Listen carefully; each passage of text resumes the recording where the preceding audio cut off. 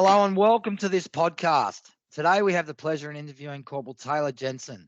Corporal Gentzen joined the Army in 2016 as a rifleman and in 2018 completed her combat fitness leaders course. In 2019, she applied for elite sports status and was posted to the Sydney University Regiment. Whilst in Sydney, Taylah was competing for a spot in the Australian amateur boxing team leading up to the Tokyo Olympic Games. Additionally, she was conducting on-the-job training as a physical training instructor. In 2020, she transferred to RAAMC as a PDI and is currently a PDI at the School of Infantry. On top of a very busy job at the School of Infantry, Taylah is a mum of a 6-month-old baby and has a passion for combat sports. She has competed at an elite level for 12 years, having over 60 amateur fights, and is currently training to qualify for the world titles in 2024.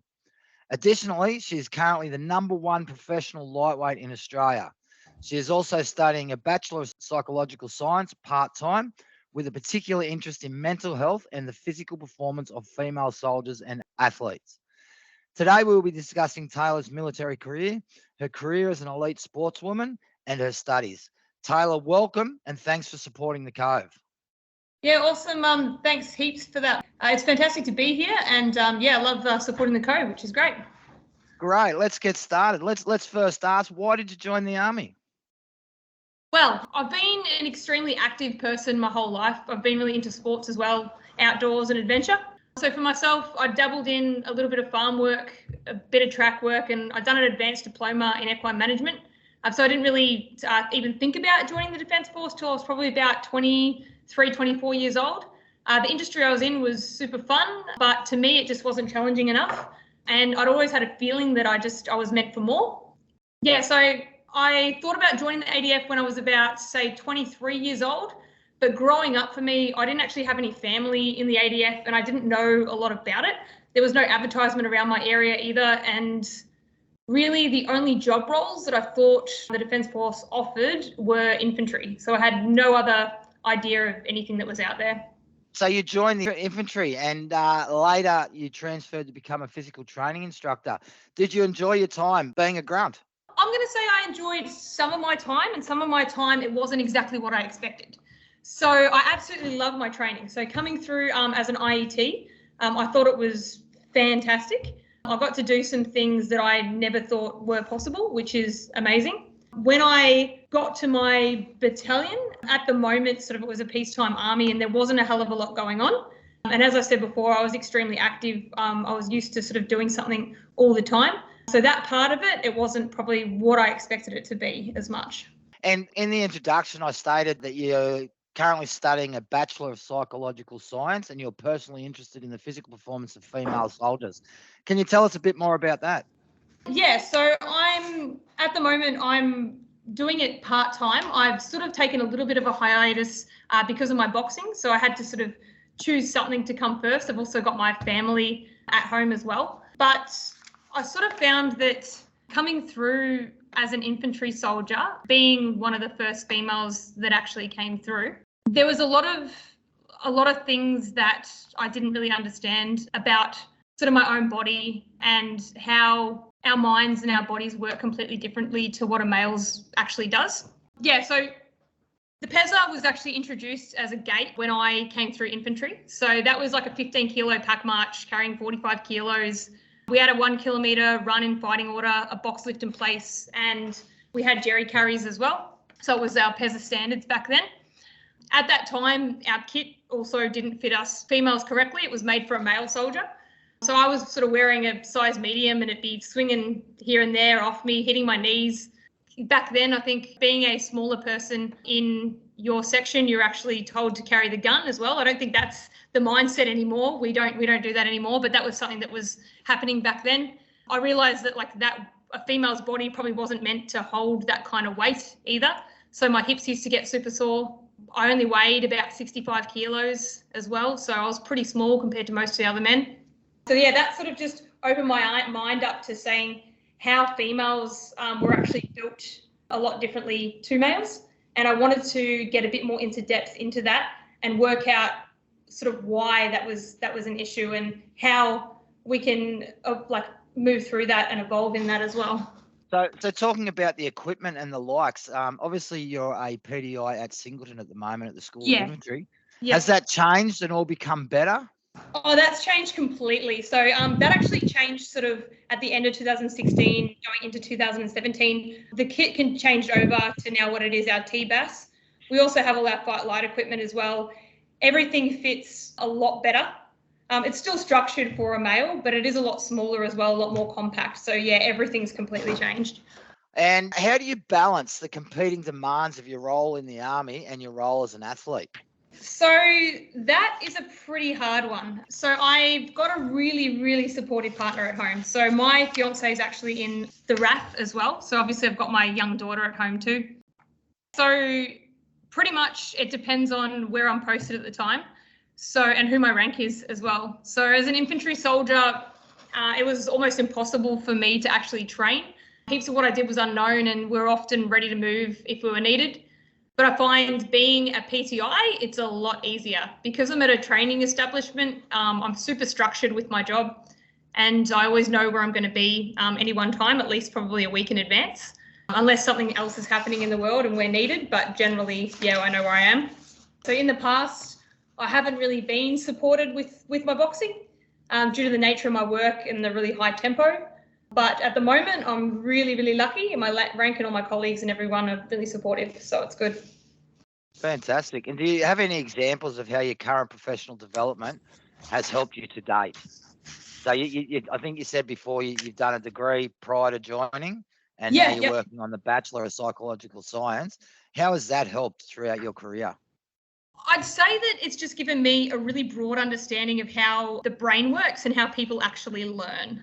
I think my old mentality was, and what a lot of other people's mentality was too, that if we scream at people and we put people under pressure, enough pressure all of the time, that they're just going to get used to it. They'll probably end up just dissociating, and they're going to end up being able to work better under pressure, which we now understand to be untrue or incorrect, which is really good. I'm glad that people are starting to understand that. What actually happens, so when you start yelling at someone for no reason and they're constantly walking around on eggshells, which I'm sure everyone's experienced at some time in their military career. Absolutely. Yep, definitely. Their nervous system becomes like constantly active, and they're in a constant state of sort of that fight or flight. And this releases something called cortisol and adrenaline into our body. It almost pretty much renders us impossible to process things, remember and retrieve information, which is not something that you want when you're at a training facility. Also, sort of this influx of the hormones affects like a few other things in our brain too. So our hippocampus and our prefrontal cortex and the Broca's area, which actually leaves someone unable to conduct fine motor muscle movements. So they won't be able to pull a trigger or do anything with their fingers, or from PDI perspective, be able to climb a rope. And they can't actually communicate either. So the Broca's area is responsible for speech, so they can't communicate. So I'm sure that everyone also in the military has been screamed at some point in time, and then they wonder why afterwards they're shaking and they can't speak. So that's probably why. So what's the answer? More positivity? Yes and no. So a little bit more positivity, a little bit less negative feedback, but just not screaming at people for no reason. So honestly, I've completely changed my instructing style. People that know me as quite a relaxed instructor, and that's for a reason. So I still expect my IATs to listen, and they need to interact appropriately to higher ranks. But I've got them really quite a strong student focus. So I want people to have the courage to make mistakes in training, and I want them to have the resilience to be able to grow from those mistakes, rather than being scared to make the mistakes in the first place. So I'm always encouraging people to ask questions. As they say in defence, there's no dumb questions. And I love conversations with myself in those conversations with IETs and with instructors as well. All right, well let's start talking about your boxing career. Tell us about your decision to become a boxer, and how old were you when you started? So I was actually quite young when I started boxing. So my uncle was a professional boxer, and I grew up with my grandfather. When he would talk about him and everything, he put him on a super high pedestal, and he was really proud of him. He was always showing off his achievements and showing me photos, and we were always kind of watching videos together when we were super young. And I started training from someone's garage at about the age of 12. I think I was about 12 years old. Wow. Yeah, so I had aspirations to fight back then, but at the time, women weren't actually allowed to compete in boxing. There was no pathways for them to the Olympics or the World Games. And my parents were pretty against it at the age of 12 as well, which is understandable. Yep. Now, myself being a parent, I get it. Yep. But it was always something that I wanted to do. So when I was about 20 years old, 21 years old, I went through a little bit of a rough time in my life. And one of my friends asked me to join her at her boxing gym. And to be honest, that invite and that decision to actually attend that completely changed my life. So that was, it was awesome. I think I was training for about 6 months or so. And my first fight, it was actually kind of a funny story. But back then you'd only had to have trained for about 3 or 6 months. It was the old school mentality. I had an old kickboxing trainer and it was like, just get in and give it a crack.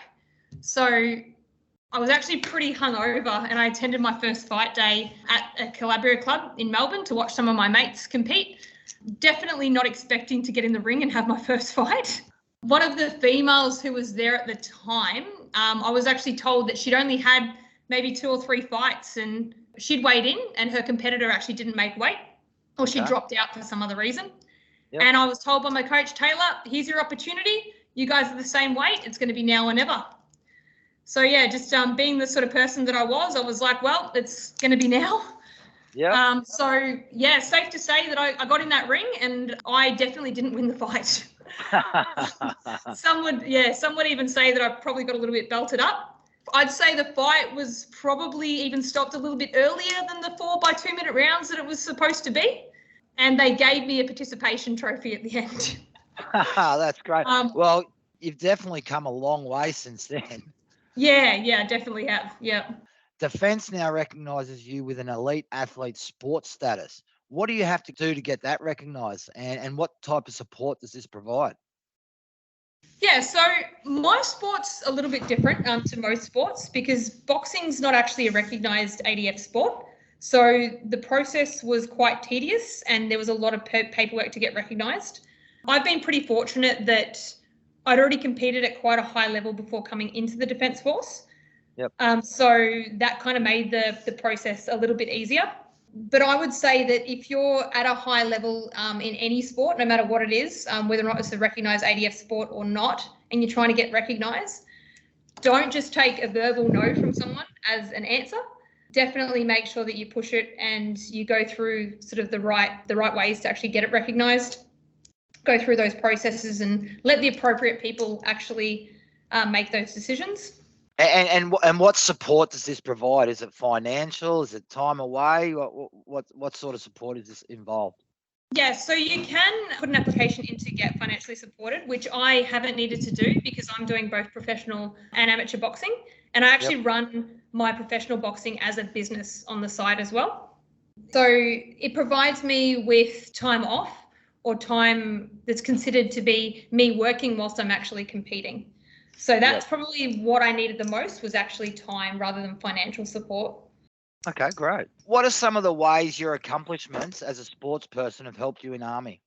So I'd say that being a sports person probably has helped me through like dedication. So I'm extremely dedicated to my sport and I'm very, very disciplined in my sport as well. So that I reckon initially helped me get through my IET training. If I set my eyes on a goal, I'll always push myself extremely hard to reach that goal.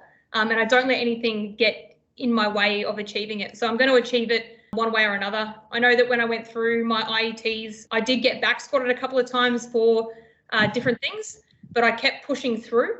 And I ended up making it out on the other side at the end, without injuries, which is exactly what I wanted. But I'd say that my boxing's definitely helped me with that mentality of things. Great. And look, over the past, probably longer than a decade, we've seen a decline in sports participation from soldiers. Why do you think sport is such an important element in the life of a soldier? It's really sad, to be honest. Like, sport's always been a huge part of the culture in the ADF.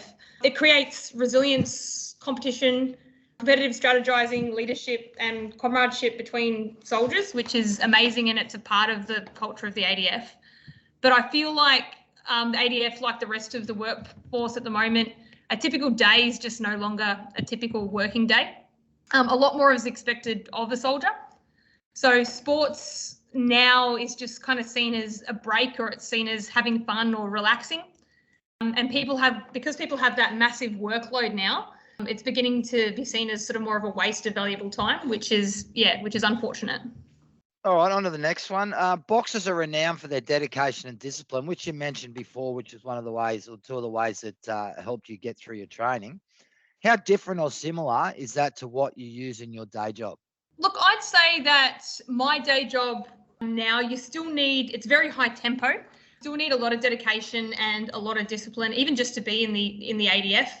I think a lot of people, when they get out of the Defence Force, then they start to actually realise the dedication and discipline that it takes to sort of be in this workforce.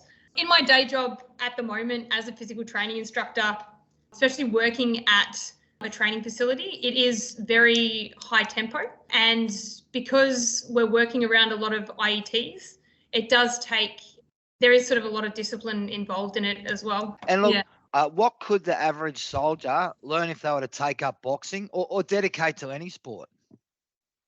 I'd suggest that anyone who's going to join the ADF, especially a combat corps, should play or compete in a team or individual, or preferably a direction-changing sport, to be honest. It not only helps build resilience and teamwork, but it's going to set your body up for success in the future. And it'll help prevent injuries as well, which is something huge that we're starting to see now, especially during COVID. People stopped playing a lot of sports, a lot of direction-changing contact sports, and we're seeing a lot more injuries kind of coming out of that. So that now sort of COVID is over, and hopefully now that we're starting to see people going back into sports, we're going to start seeing that injury reduction coming back through again. But as for dedication to sport, I think it takes a lot of time, persistence to become proficient or to master a sport. And the dedication to anything, say sport, it could be music, study, it really shows a lot about someone's character, which is something that we sort of look for in the defence as well. I guess, I've been in for 32 years, and when I joined, over 90% of people all played. You played footy in winter, cricket in summer, or whatever the case may be.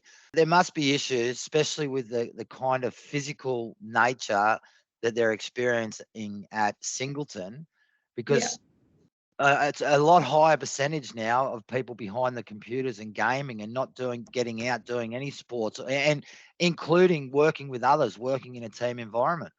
Yeah, you're right. I think a lot of people's sort of cognitive skills are going up a little bit. You used to get a lot of farmers coming in as well. Yep. And unfortunately, the farming trade's kind of starting to die off a little bit too. And the way that we farm is becoming completely different as well. So you're not out there throwing up hay bales and actually doing that physical work anymore, as well as what you said, the sports as well. So even back when I was a kid, every single person I knew played some form of sport, some form of contact sport.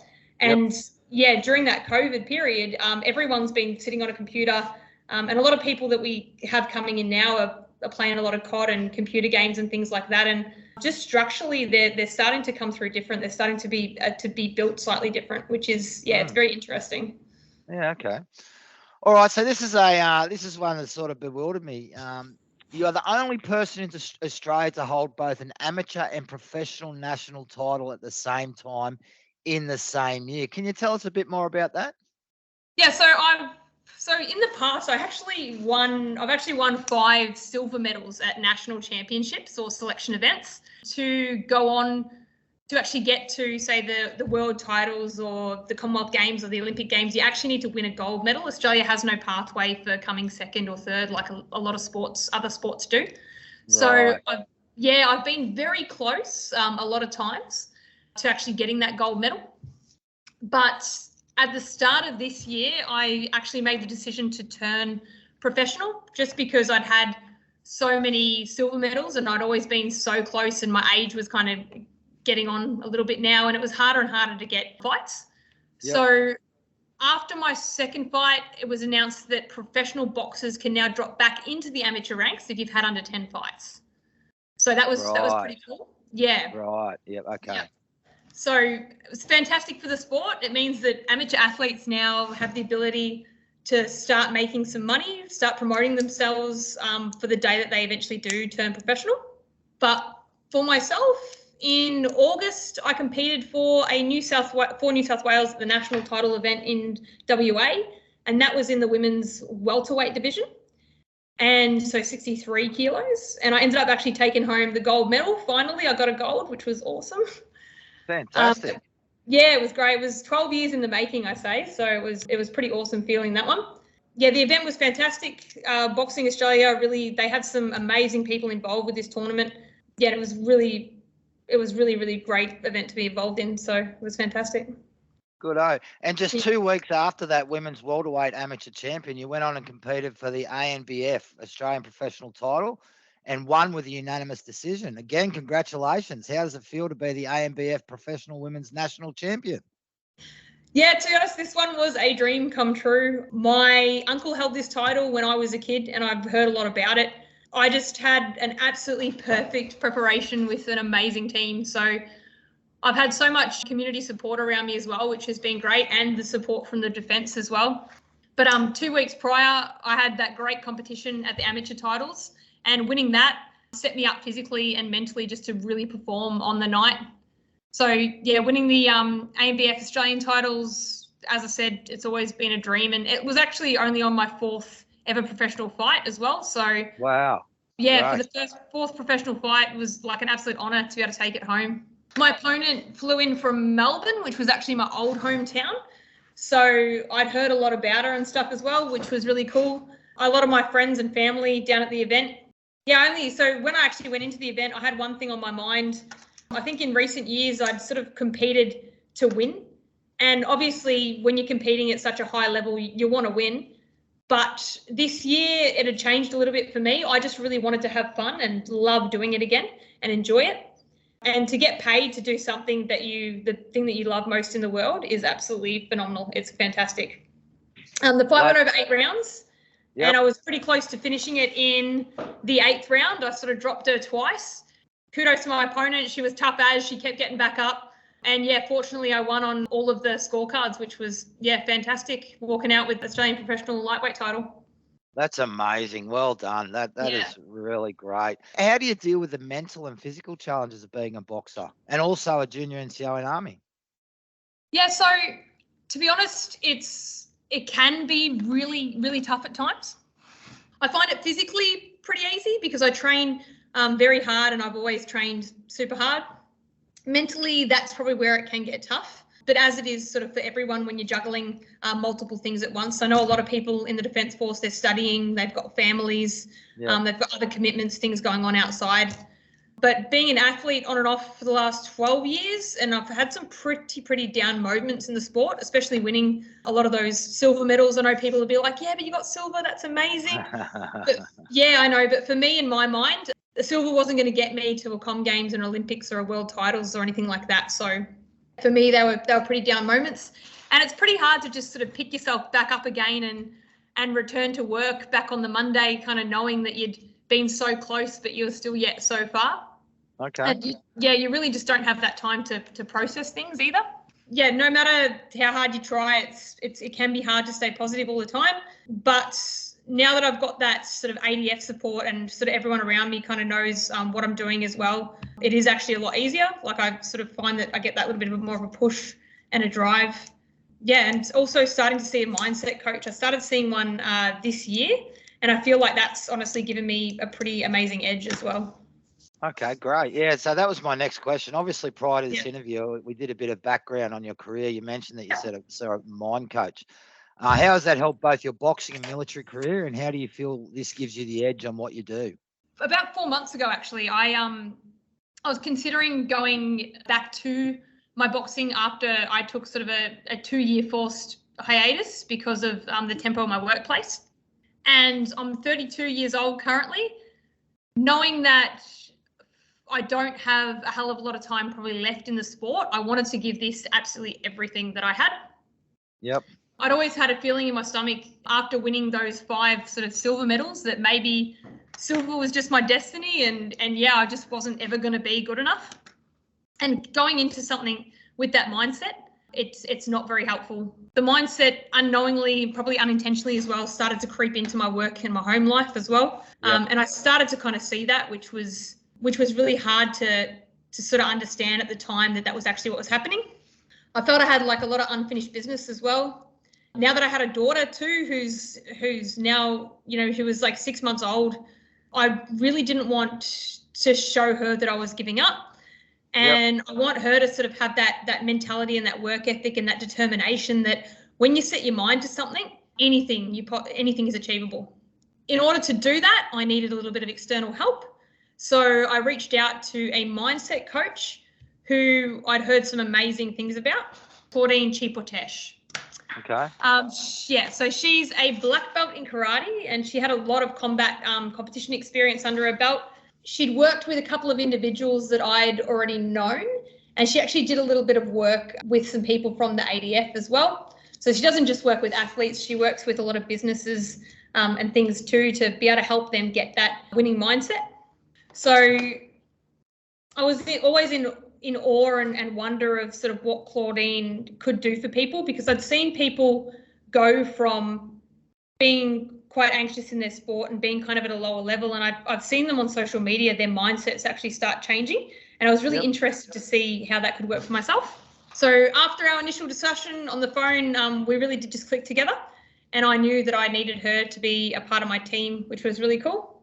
So it's one thing for someone to say, hey, it's all about mindset, and I hear that being thrown around a lot, but actually realizing what that means and understanding what it means. You may think that you're putting in 100% to everything that you're doing, and I actually thought genuinely that I was putting in 100%. I mean, I'd had so many years of doing it that I thought, how could I not be putting in 100%? But I realized working with Claudine that there's always that little bit of an edge. There's something more that you can be doing and something extra, which was really cool. Yeah, so one of my mates actually said to me as well the other day, so if I told you that anything was possible and I gave you 3 seconds to come up with an answer on what your biggest goal in life was, what would it be? And that thing really stuck with me as well. So I thought that it was just a really good way of seeing where your kind of mindset actually sits and what you really, really want in life. And yeah, it just shows you sort of what your limiting beliefs are as well. So now I believe that feeling in my stomach was really holding me back from reaching my full potential. I always wanted to win, to prove a point to myself and to prove a point to other people. After many upsets over the last 12 years, I stopped actually enjoying the ride. And I think that's something that I've really gotten back from working with Claudine as well. Great. Oh, you mentioned about your goals before. You were asked that. What is your ultimate goal for boxing and your military career? For the military career, I absolutely love my job in the ADF, and I love being a PTI.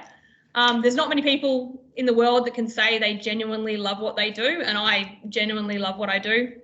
I love training people, and I love seeing people evolve from when they first, get to the infantry IETs to them standing on the parade ground at the end and then marching out. They're a completely different human being, and it's just phenomenal. Yeah, it's phenomenal to see.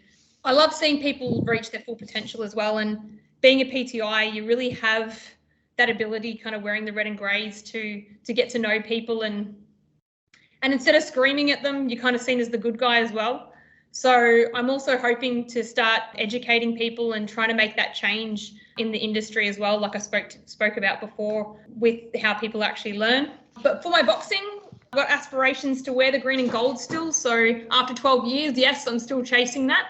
I want to go to the World Games and possibly the next Commonwealth Games if I can get there. And my aspirations, I'd say, for the professionals is always going to be a world title. That's the ultimate goal for anyone in the sport. So, yeah. Okay, great. And what challenges have you faced balancing a boxing and military career along with being a mum of a young toddler? Yeah, it's definitely a balancing act. That's why I've sort of said at the start of the podcast that my studies have kind of taken a little bit of hiatus at the moment. Anyone that knows having a young baby, it is very hard, and it can, you got to kind of give up something to take on something else. But I'm extremely lucky. As I said before, I've got the most supportive and amazing fiance in the world. She's the best mum to our daughter, but she's honestly our family's rock. And I think that's really important for someone to have someone else there that's absolutely. Very, very important. especially with what we do in the ADF. For someone to have that understanding is just fantastic. She's current serving member. Yeah, that's really handy as well. But she understands the tempo and the nature of our work, and she understands mostly how much the boxing means to me, and we have a fantastic team dynamic. So during a 6-week camp, me and her generally, I'll come home and we sort of just tag in and out where we can, which probably isn't ideal, but it's sort of needed at that point in time. And on the weekends, we spend a lot of family time together, and we are both super present, which is amazing. And if I train in the afternoons, I'll take Stevie with me as well. My gym's really supportive of that, which is cool. I've always got someone there to sort of hold her or to help out, and she actually loves watching the training and watching sparring as well. I think it might be the movement, which is a little bit scary, but that's all right. Yeah, she's also pretty well travelled for a little kid as well. So she's very well travelled. She always comes on our adventures with us. She's been to most states in Australia already, either through training or sparring or things like that. And we always take her with her and make a bit of an adventure with that as well. That's great. Yeah, I think chasing your dreams, you can only do it for a really short period of time. And Alana understands that, and I understand that, and we have really open communication about it, which is great. That's awesome. Fantastic. And you spoke about your ultimate goal before. What's next? What's in the short term for your boxing career? What do you got coming up? Yeah, so this one's a hard one. I've got a few things in the pipeline at the moment. A couple of them I can't say too much about at the moment, but I'm really hoping that they come to fruition, because they will be amazing. Hopefully I can get myself on the TV pretty soon and just be able to show everyone else in Australia and worldwide what I've got, which will be awesome. Yeah. My ultimate goal would be to fight in the amateurs, take home a gold medal at the world titles. So that would be absolutely phenomenal, probably set me up. But for the immediate future, so as I said before, just got some talks going at the moment. There's a couple of bigger fight cards out there in November and December. So I'm just back to training, back to preparation for what's to come. All right. Well, I'll definitely keep an eye out for you on the boxing channels. Hopefully we can see you. And look, one last question, which I ask everyone. You obviously love the Cove. What do you have a favourite article or anything that's on the Cove that really interests you? No favourite article in particular, but I really do love seeing articles from other junior NCOs out there starting to support the Cove and get it out there a little bit more, which is fantastic. Thank you. Perfect answer. Taylah, congratulations on such a fantastic career, both boxing and military. We wish you all the very best for the future, and thank you for supporting the Cove. To our listeners, thanks again for tuning into our Leaders and Legends podcast. Keep an ear out for more releases every payday. Don't forget to download the Cove app. It's PME in your pocket, anywhere, anytime.